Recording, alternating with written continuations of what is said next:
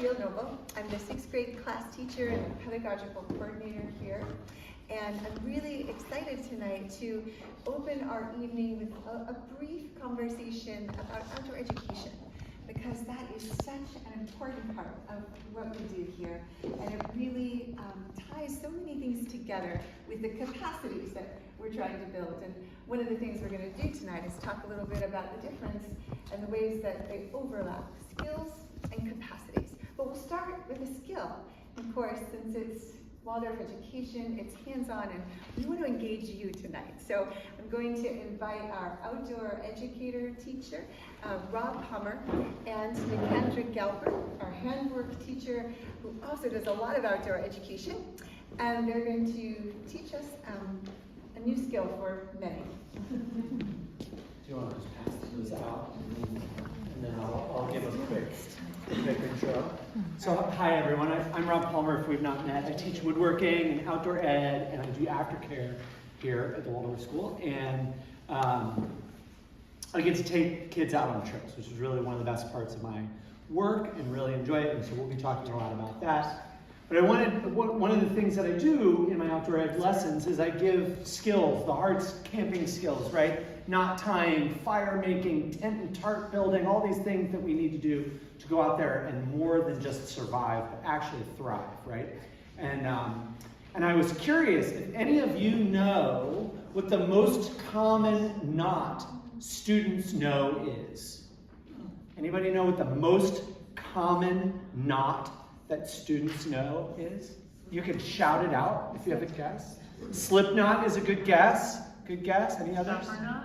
What? A stopper knot? Stopper knot is another good guess. This is a bit of a trick question because, do you know it? What is it? It's the regular. It's the regular knot. It's the regular knot. That's exactly right. Who here knows what the regular knot is? It's whatever knot you happen to know. That's it. That's the regular knot. Could be a slip knot. It could be a stopper knot. It could be many things. More often than not, it's an overhand knot, the one that you use to tie your shoes, right? But one of the functions of what I do, what Ms. Galper does, is to put a name to these things, right? And to help the kids understand that there is no regular knot, that knots have names and purposes, and we choose which knot we use carefully based on which application we need to apply the rope to. So before we get started with our knot work, I want to introduce you all to some of the terminology that we use in knot tying with your students. So the first one that you'll notice is a big U shape. Anytime you put a bend in the rope like this, you call that a bite. That's a bite. That's simply a bite in the rope, and that's going to be real important for our activity coming up. If you take your rope and you cross it like that, as if you were tying an overhand knot, right? That's simply a crossing point. If you bend that around, you get an elbow, right? It elbows around the rope. If we have a hanging crossing point, we call that a loop. Loops can be either overhand or they can be underhand. And that's really important when tying something like the bowline, which is the most common knot that we use on our camping trips. Little tricky to learn, but really important. If you tie it with an overhand, it'll come undone. If you tie it with an underhand, it will be nice and firm and strong. So those sort of two different types of loops become really important. And then the other thing is the two different ends of a knot. So the end that you're actively working with is called the working end. And the end that you are sort of holding on to or tying around is the standing end. And those are going to be really important because I'm going to give you all an instruction on how to tie a certain type of knot. And you're going to need to know things like bite and working end and standing end. The knot I'm going to teach all of you is called a sheet bend. And this is a sailor's knot. This is like one of those knots that absolutely every sailor must know. Any sailors in our crowd here? Yeah, I knew there was some in the back I was hoping would raise a hand. Great. So this is really important for sailors to know. A sheet is a sail, right?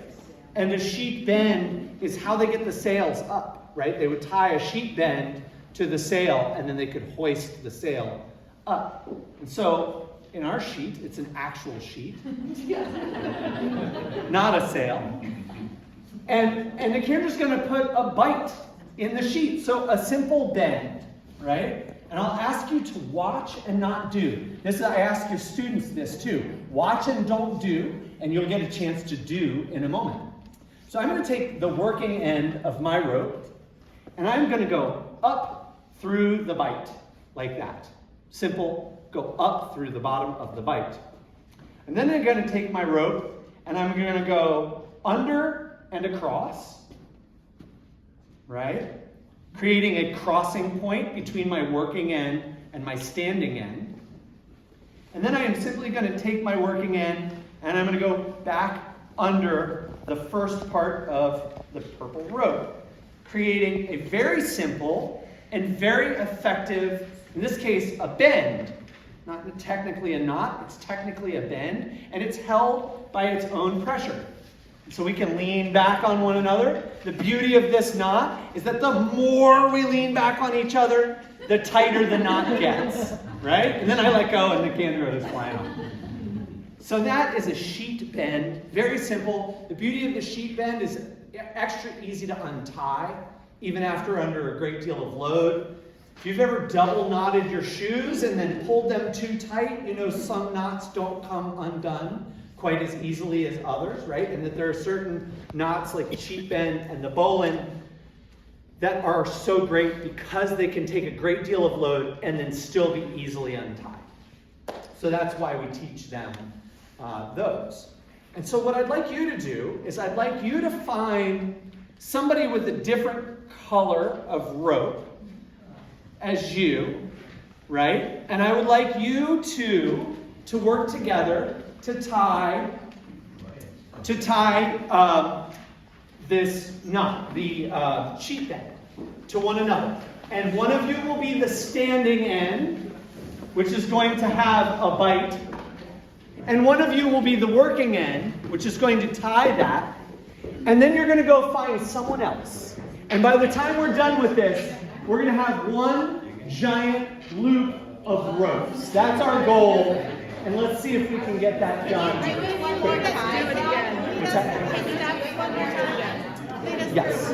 All right, folks, everybody listen, please. Here's how I get your kids' attention. The muscle memory that we need to really understand how these knots work. So I hope those are your two takeaways. And thank you all so much. Yeah, thank you. And that is the perfect segue, because one of the things I want you to take away today is why we do so much outdoor education. And for one thing, learning something in your body is the absolute prerequisite before you can do it in the intellectual realm. So even if we were only about academics, which of course we're about the whole person, we still think this is absolutely the start to everything that comes after in academics. Because learning how to persevere through a problem, that happens first in your body. When you learn how to, work something and then untie it and try it again. And when kids have had that practice over and over, then they really have what we like to call in education a growth mindset. And we think one of the mistakes that we often make as parents and as teachers is we start where we run into a problem, and then we hammer that place over and over and over again. And we shouldn't be too surprised that we end up with frustrated kids. Instead, one of the greatest insights that Waldorf education has given me is that when you hit the problem, you go back and you go around. Rather than keep exercising that one skill that just doesn't seem to click, look for all the sub-skills underneath. I think it's so funny that we start talking about executive function and organization, and we think we need to get kids planners as a first step. Well, let's take them camping and make them responsible for their water bottle. And that is the start to executive function. So, just in that exercise we just had, I'd like to run through the big four, the four huge capacities that we develop in outdoor education. And I would ask you to apply it just to that little exercise we did in knot tying. And let's unpack a little of the tremendous power of this form of education. So one reason we do outdoor education is because it develops enormous potential in self-awareness. So I would ask, what is something that you learned, or maybe were just reminded about yourself as you learned to tie that knot, or you tried? Something that you became aware of in that really important internal world where learning begins. Chris? How you get it done slowly and close up. Excellent. Learned a lot about your learning style, or you're reminded. Yeah. I immediately said, I'm not good at tying knots. Right. We hear some of the stories that can really keep us prisoner in our education. And it doesn't really matter what you learn, that story will come up right away. And then that gives us the opportunity to work with it and to change that story right out there in the outdoors. Any other ideas about self-awareness, something you experienced? Yeah. There were others around to help me learn it. Nice, excellent. Right, which brings us and so I just wanted to mention that big feelings come up in outdoor education, and we welcome them. We know that any trip is going to bring a barrier and a challenge in a different moment to each child, and we are there to support and contain, and we're not afraid of it. So when kids, get cold, or when they feel frustrated, when their canoe is not going where they want and they're blaming their partner, and they're crying right there, well, we're there to support them. But they are learning so much about their own capacity to feel uncomfortable internally, externally, and continue, and to live through that, which is a really powerful lesson in self-awareness. What about self-management? Executive functioning, impulse control, managing stress, organizing yourself, working sequentially. Is there anything in that knot tying activity that you could relate to that? Oh, yeah. As a conflict-averse person, I am inclined to let others do the work. Oh, I did that. I totally did that. I'm one of those who was like, take that. Excellent. Yeah. So we learned about some of our negative coping strategies for self-management too. Absolutely. Some of us may have a feeling of wanting to give up immediately, which is related to that. So it's just noticing those impulses and becoming aware of them. Really, education is not a process of filling the bucket, right, from our perspective, but we say lighting the fire or just bringing to consciousness. Everything the child needs ultimately is inside them. We are giving them the tools so that they can find whatever they need in the world. It's not ours to give them all of it, but to provide them with what they need so they can find it. And that is definitely something that I find characterizes Waldorf graduates, is they have this sense like, whatever it is, I can make it, I can figure it out, or I know who to ask. So those are important management skills. Social awareness. So we designed it as a social activity, and that's really characteristic of our education. There's a part that you need to do on your own, and then there's a part that is going to connect you to others. So unstructured play and all sorts of aspects of our education develop this, but the outdoor education in particular has this wonderful quality of creating intense and contained community in which we can practice at a very immersive level all of the social skills that we work on every day in the classroom. And that intensity and that connection will, again, also sort of bring up big feelings, but then there's this incredible opportunity to work them out right there.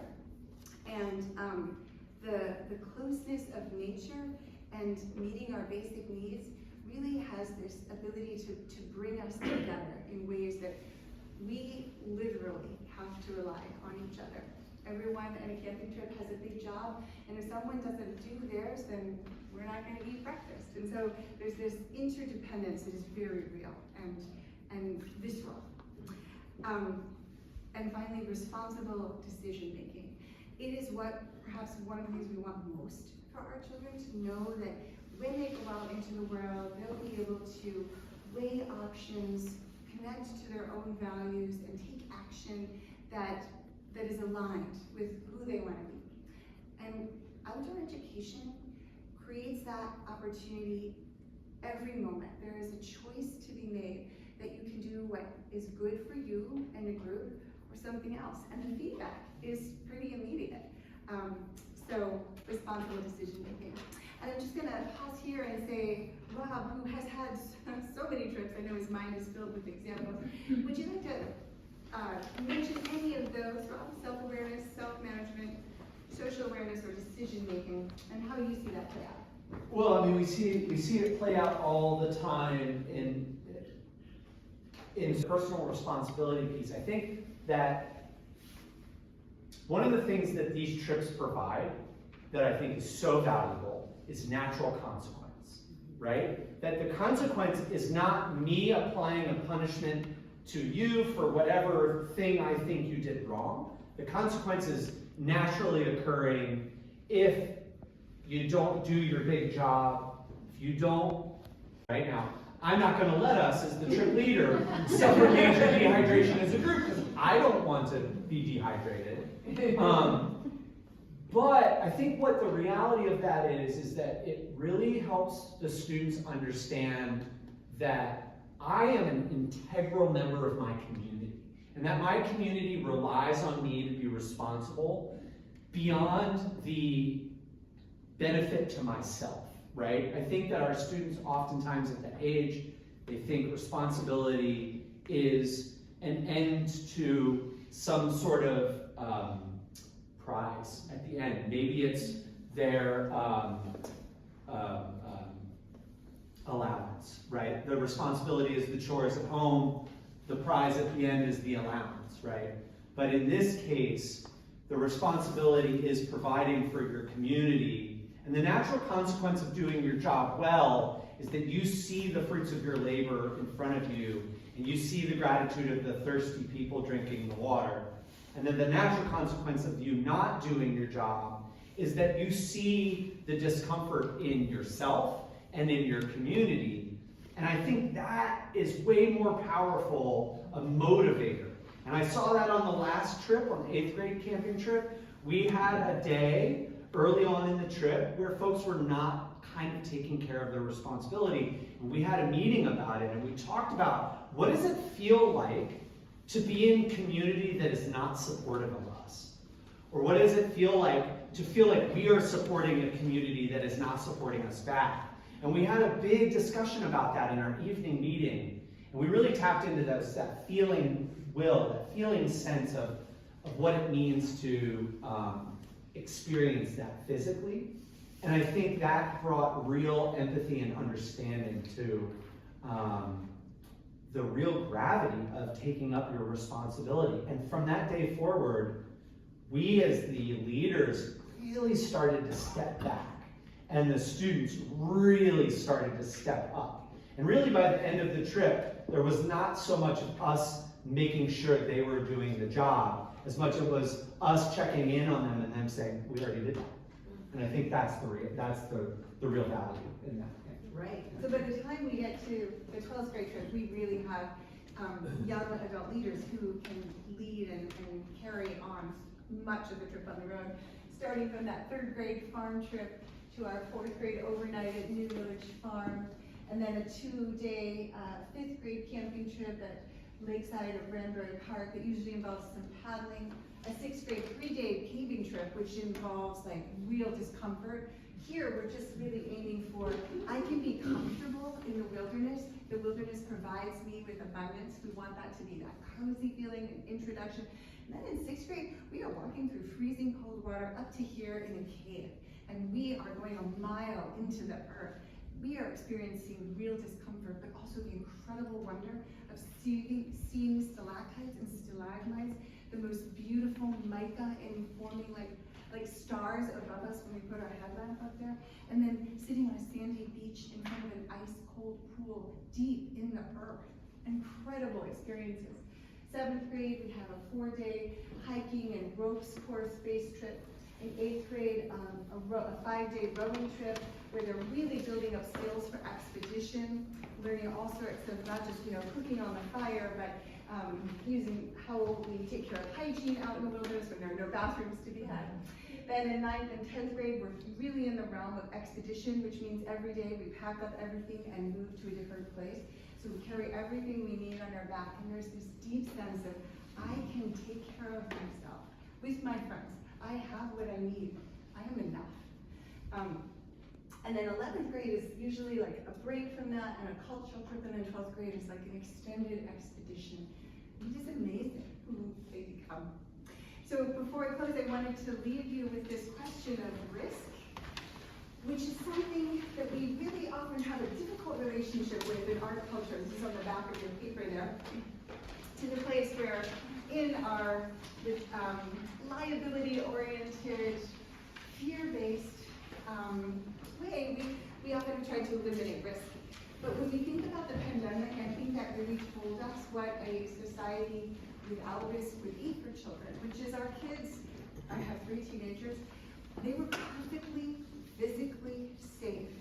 But my 15-year-old spent 3 months and then longer in a room on a computer and in isolation, and it was one of the worst times in his life. He just wrote his college essay about how it took 2 years to recover from that. No physical risk, and it was the least healthy he was in his life. Our kids need a certain amount of healthy risk, and so in assessing it, we often bring some unconscious fears to that, like based in our biography or whatever we might be bringing. So this is a beautiful tool. I just wanted to introduce you to and invite you to explore. It puts all risk on, and this is what outdoor educators use, but I found it really helped me as a parent when I was feeling, is this the right thing? It's all risk we put on an axis of the probability. How likely is it that something will happen? That something, a mishap will happen? And then on severity, if something does happen, how bad is it? So take something that we've kind of like, no institution is allowed to do now, they're walking barefoot. How bad is it if something happens when you're walking barefoot? Stub toe and a scratched foot is the most likely negative consequence. And then how likely is that to happen? Well, it depends on how aware you are, as with everything. But most people can pretty successfully avoid obstacles in the daylight. So that would be over here in this corner, pretty green. But if we're looking at cliff jumping into a watering hole, well, the severity of mishap is quite severe, and so we're going to put that's going to be on a higher level of risk. This just really helps, I think, when you're thinking about risk. And then, of course, what it really brings forward is what can we do to mitigate risk? Not eliminate it, but lower it to a level where it's acceptable. And as we go into our class meetings, your class teachers are going to be talking a little bit about embracing a certain level of risk. Specifically, what new skill or independence is your child ready for? And we are participating in a project with a nonprofit called Let's Grow, which encourages families to work with their children to find the just right next challenge for them as they become more independent. And there's a list of projects on the back that you might consider. Many of you your children are already doing these things, going into the woods or building forts, but you can think, what is the next thing my child's ready for? To go to the library alone, to visit grandma for a week without me, to go to the park, to go with a group of friends somewhere and then come back. So this is an encouragement for continuing to have our children develop that resilience that is so much the focus of our outdoor education that can become a part of their daily life. Thank you so much for joining us. Yes.